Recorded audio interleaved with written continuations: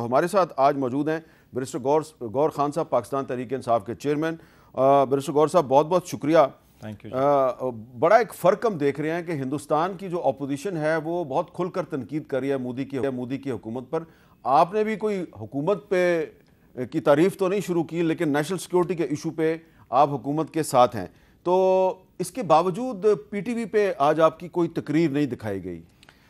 मीर साहब शुक्रिया, वाकई ये बड़ी अफसोस की बात है और मैं इस तरह इसकी थोड़ी सी वजाहत करूँगा कि हम हुकूमत के नहीं, हम पाकिस्तान के साथ हैं और पाकिस्तान के साथ रहेंगे। और हमने अपनी सारी यही समझा है कि ये हमारा परिवार है, हमारे इख्तलाफात हुकूमत के ख़िलाफ़ हमारी जो चार्जशीट है वो अपनी जगह, लेकिन जब इंडिया की बात आ जाती है तो हम पूरे कौम के साथ मिलकर मुतहद हो के, फ़ौज के साथ मिल के उनके शाना बशाना पाकिस्तान के दिफा के लिए हर वक्त होंगे। हमने कोई बात नहीं की, बट ये कहा है कि पाकिस्तान के दिफा पे आँच नहीं होना चाहिए और हम ख़ुद करके चले। इसके बरक्स मैं आपको कहूँ कि हुकूमत का रवैया बिल्कुल अफसोसनाक है। और रवैया इसलिए अफसोसनाक है कि मैं आपको इंडिया का बताता हूँ कि जब 1971 में पाकिस्तान इंडिया के हालात बड़े कशीदा हो गए तो फ़र्स्ट टाइम हिस्ट्री में इंदिरा गांधी ख़ुद चल के गई। उस वक्त अपोजिशन में थे वाजपेयी, और वाजपेयी के दो अल्फाज तारीख़ी है। वाजपेयी ने इंदिरा गांधी को ये कहा, इंदिरा जी, रियासत सरकार आपका ही सही, बदेश हमारा भी है। और आज के इस हुकूमत में नरेंद्र मोदी जाता है उसकी तरफ, राहुल गांधी की तरफ, और वो कहते हैं हमारा साथ है। और हमने बग़ैर पूछे पाकिस्तान की आवाज़ जब आई है तो हमने उस आवाज़ पे लब्बैक कहा है कि हम उसकी दिफा के लिए। लेकिन हमारे साथ आज ये ज़रूर हुआ है कि सब की सब स्पीचेस जो है वो ब्लैकआउट हुई है। ये बहुत अफसोस की बात है। इवन असम्बली की वेबसाइट पर नहीं है, तो हम असम्बली की वेबसाइट से असम्बली के मैंने देखा है तो कि किसी की स्पीच नहीं, इवन मेरी स्पीच नहीं, जब वो जो आज रूटीन में होती है वो भी नहीं। वज़ीर इत्तलात साहब जो हैं वो जो तकरीर कर रहे थे आज कि जनाब हम बिल्कुल अपोजिशन को साथ लेके चलेंगे, तो उनके अंडर है ना PTV, तो उसने आपकी स्पीचेस क्यों नहीं दिखाई? देखिए जी, ये मीर साहब, इसी औकात में आपको मैं एक चीज़ याद कर रहा हूँ। जब 9/11 हुआ था तो जॉर्ज बुश ने जब पहली स्पीच की रात के वक्त फ्लोरिडा से वापसी पे वाइट हाउस में स्पीच की, तो उसने अमेरिका को एक आवाज़ दी। उसने कहा we have to stand united to face the enemy, और we have to stand united to face the enemy. अगर हमने इकट्ठे खड़े होना है तो अगर हमारी आवाज़ों को आप ब्लैक आउट करते हैं और हमारी आवाज़ इसके काबिल ही नहीं है कि हमारे अवाम उसको सुने कि हम क्या चाह रहे हैं, तो फिर हम आपके साथ कहाँ खड़े हो। अच्छा, मैं आपको बताता हूँ जी कि इंडिया की जो अपोजिशन है, अपोजिशन पार्टी कांग्रेस, उसके एक अहम लीडर ने नरेंद्र मोदी के बारे में क्या जुबान इस्तेमाल, क्या इल्ज़ाम लगाया, ज़रा सुने ज़रा आप। हमले के 3 दिन पहले ही वहाँ इंटेलिजेंस रिपोर्ट मोदी जी को भेजा था, और उसी लिए मोदी जी ने कश्मीर जाने का प्रोग्राम कैंसल किया था। ये मैं एक पेपर में पढ़ा। जब इंटेलिजेंस लोग आपकी रक्षा के लिए ये कहते हैं आप जाना मुनासिब नहीं है, तो आप वही बात अपने इंटेलिजेंस लोगों को, सिक्योरिटी को, वहाँ के पुलिस को, वहाँ के बॉर्डर फोर्स को आपने क्यों नहीं इत्तला दिया, और क्यों ये सुरक्षित लोगों का सुरक्षितपन क्यों नहीं किया?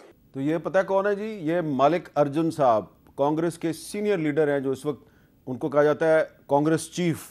ये इल्ज़ाम लगा रहे हैं नरेंद्र मोदी पे कि उन्होंने सिक्योरिटी लैप्स किया है। उनके पास इंटेलिजेंस रिपोर्ट थी पहलगाम हमले से 3 दिन पहले, इसलिए वो कश्मीर के दौरे पे नहीं गए, तो लेकिन उन्होंने वहाँ पे जो सिक्योरिटी के इंतजाम क्यों नहीं किए। तो बैरिस्टर गौर साहब, मैंने ये इसलिए दिखाया कि बहुत आजकल जो है ना वो कंपैरिजन किया जा रहा है कि जी इंडियन मीडिया पे क्या हो रहा है, पाकिस्तानी मीडिया पे क्या हो रहा है। तो आपकी तरफ से और बाकी अपोजिशन पार्टीज़ की तरफ से प्राइम मिनिस्टर शहबाज शरीफ साहब पे ऐसा कोई इल्ज़ाम नहीं लगाया गया, आप भी लगा सकते थे। देखिए जी मीर साहब, ये जो आपने जाना अर्जुन, ये न सिर्फ एक बड़ा सीनियर लीडर है, but he is leader of the opposition है राज्यसभा में, जिस तरह सेनेट है उनका। राहुल गांधी है लोकसभा में लीडर ऑफ द अपोजिशन है, और ये राज्यसभा में अपोजिशन है। उन दोनों ने उनकी ब्रीफिंग भी अटेंड की, उसके बावजूद उन्होंने लगाए। हमने एक लफ्ज़ कहीं भी नहीं कहा ताकि ये इम्प्रेशन बाहर ना जाए कि हम एक फ्रैक्चर नैरेटिव आगे सेट करते। और हम यही कह रहे हैं कि पाकिस्तान हर फॉर्म में दहशतगर्दी की मजम्मत करता है, पाकिस्तान दहशतगर्दी का शिकार रहा है, पाकिस्तान दहशतगर्दी की मजम्मत करते हुए उन्होंने कुर्बानियाँ दी है। इंडिया मज़मूम मज़ाहिम में कामयाब नहीं होगा और हम यकज़बान होकर के इंशाअल्लाह ताला पाक इनका मुकाबला करेंगे, चाहे जो भी हो। अच्छा, अब ये बताएं कि आपकी पार्टी की तरफ से बार बार ऑल पार्टीज कॉन्फ्रेंस का मुतालबा किया जा रहा है और ये कहा जा रहा है जी कि APC बुलाएं और उसमें इमरान खान साहब को रिलीज़ करके उसको वहाँ पे पेश करें।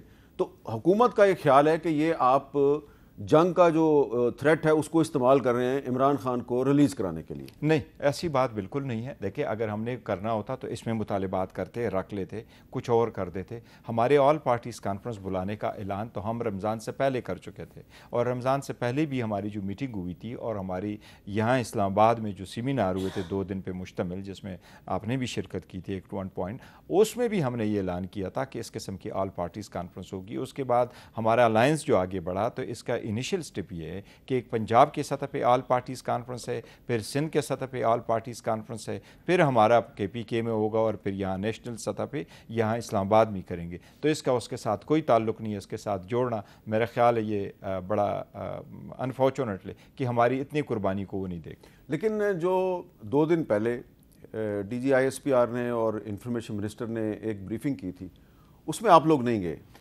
वो अमीर साहब, जहाँ तक हमारे वर्शन का ताल्लुक है वो बड़ा दो टोक है कि दहशतगर्दी की मजम्मत की है, पाकिस्तान के साथ होंगे, शीशे फैलाई हुई दीवार खड़े होंगे, हर वक्त पे होंगे। इस पे हमारा पॉइंट ये था कि इंडस वाटर ट्रीटी को पुट इन अबेंस करना भी एक एक्ट ऑफ वार है।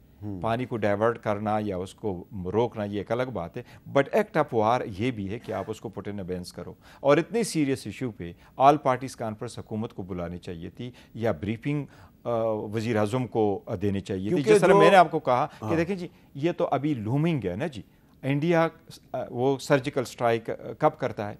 वो कहते हैं हम सर्जिकल स्ट्राइक करेंगे। अभी जो आपने सिविल डिफेंस का दिखाया, बड़ी अच्छी बात है कि इंडिया इतना तो डर गया, वरना 1965 में तो इंडिया ये कहता रहा कि जी 1 घंटा के बाद हम लाहौर में नाश्ता करेंगे। अब तो उनको पता चल गया कि नाश्ते वाली बात नहीं। अपने 269 सिटीज़ में वो ड्रिल करा रहे हैं कि पाकिस्तान हर जगह अगर 269 में कर रहे हैं, सो दे नो इट कि पाकिस्तान हर जगह टारगेट कर सकता है। अल्हम्दुलिल्लाह ये 1971 का पाकिस्तान नहीं है जो इंडिया सोचेगा कि हम जाके अटैक करके वापस आएंगे। इसलिए इंडिया बावजूद इसके कि 1 अरब 45 करोड़ अवाम है, बावजूद इसके कि 13 लाख उनकी फौज है, सब कुछ है, हमारी ट्रिपल है, लेकिन दे नो इट कि this is just not possible for us. तो इनकी ये कोशिश कि जी ऐसे करेंगे तो अगर APC हुकूमत नहीं बुला रही तो आप ये नहीं समझते कि पार्लियामेंट का जो फोरम है वहाँ पर ये जो आबी जारहियत है, पानी को एक हथियार के तौर पर इस्तेमाल किया जा रहा है, इस पर पार्लियामेंट में बहस होनी चाहिए? पार्लियामेंट में बहस तो शुरू हो चुकी है, लेकिन पार्लियामेंट में ऐसी कैसी बहस होगी? हम बहस करते हैं वहाँ, ये तो सिर्फ ये नहीं है कि हम वहाँ अपने फेसबुक पे दे दें, हम बहस करते हैं ताकि कौम हमारी बात सुन ले और कौम हमारी मेन स्ट्रीम मीडिया के थ्रू ही हमारी सारी गुफ्तगू सुन ले। तो अगर आप अपोजिशन की वॉइस को आप म्यूट कर ले तो फिर तो किसी ने नहीं समझना। और ये नहीं कि आप उनको कहे ये अल्फाज ना हो, लेकिन एज अ होल अगर आप म्यूट करते हैं तो फिर ये तो बड़ा नामुनासिब है। ऐसे तो किसी सूरत नहीं होना चाहिए। और मैंने जो जिक्र किया कि इंडिया का इंदिरा गांधी जाती है अपोजिशन के लीडर के घर, दिन वाजपेयी के घर, नरेंद्र मोदी जाता है राहुल गांधी के घर और उसको कहता है जी हम आपको करते हैं। लीडर ऐसे होते हैं जो कौम को यूनाइट करे अपने पीछे और वो कौम को हाथ ले ले। और हमेशा से हीलिंग टच जो है, हीलिंग टच हमेशा हुकूमत की तरफ से लोगों की तरफ आता है।